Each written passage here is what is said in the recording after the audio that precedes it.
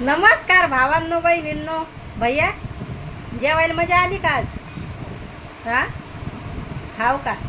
लय लेकरं लाजते, त्याला बोलूच वाटत नाही. काय माहिती काऊन लाजते ते. हेडो काढायच्या टायमाला येत नाही समोर. फोन हातात धरला तर भयान तिकडं तोंड केलं आणि छकू त्या कोपऱ्यात गेली. सकाळी सकाळी दाजी आता आळस करते उठायला. उशिरा जाते, 10 वाजूनच जाते, तर मग लय कामं लांबतात. आणि आज भैया काही शाळेत गेला नव्हता. शाळेत लेकरं नाही यायला लागली म्हणे एवढे. मग आज म्हणलं यायला, म्हणलं राहू द्या म्हणलं त्याला घरी.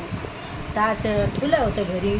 दर दिवस तर मग आता लेकरं येऊस तर नाही ठेवणार घरी त्याला. मग आज काय म्हणलं आता ते घरी आहे, मग आरामानच स्वयंपाक केला.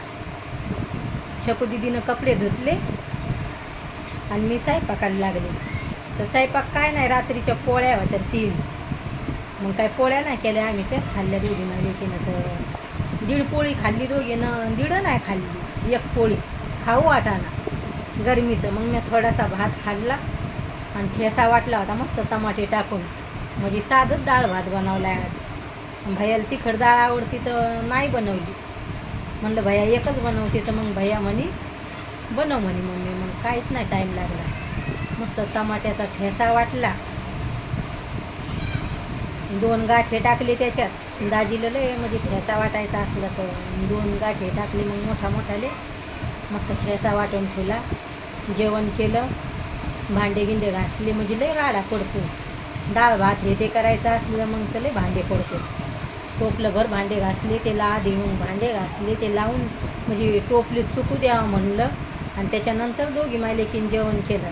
आता दाजी पुरतं पीठ भिजून ठेवले डब्यात. तर नंतर मग परोठे बनवायचे 2. त्याला लय वरण आवडतं. मग आता नंतर बनवीन. आता मस्त हेडो टाकून द्यायचा. उशीरच व्हायला लागला हेडवलं. गंज म्हणते रात्रीच्या टायमाला काढीन, रात्रीच्या टायमाला काढीन. मग आपल्या वाटे सकाळी काढू. मग असं होऊन जाते. आता जेवण केलं तर लय कटाळा आलता मला, लगे कटाळा आलता. ते फोन हातात घेऊन नव्हता वाटू लागला.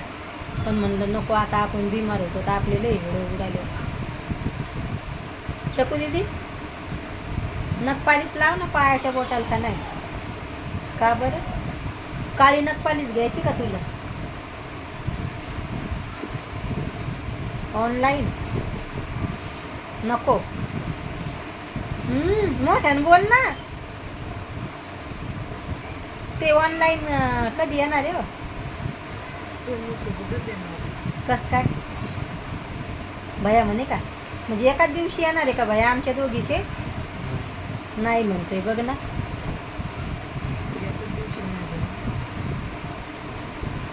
नाही येणार, मागं पुढे येईल. आपल्या भैयाचं पार्सल लय भारी आहे. लगे घरपोच आलं ना, दरवाजा वाजवला आहे ना भैया. आणि आपल्याला गेटच्या खाली जावं लागतंय पार्सल घ्यायला. दाजी तर नाहीच म्हणते, तर सिटीत राहता म्हणता सुरतला न.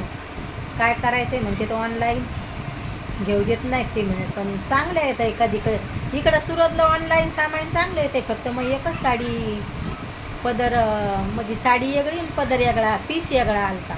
मग दाजी म्हणे राहू दे राहू दे. लेस पट्टी पण चिटकवली होती आहे ना दादा.